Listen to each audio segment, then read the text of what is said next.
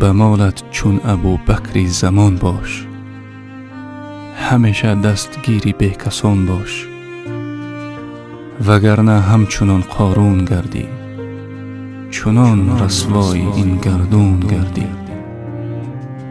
دل یک مسکین را گر شاد سازی، به جنت قصر خود آباد سازی. خداوند از خیا را دوست دارد، بهشت جاویدان بهرش سپارد.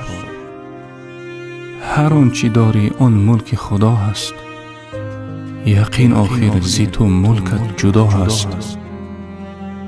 ببخشا ملک حق بر بندگانش، بگیر دست ضعیف و ناتوانش.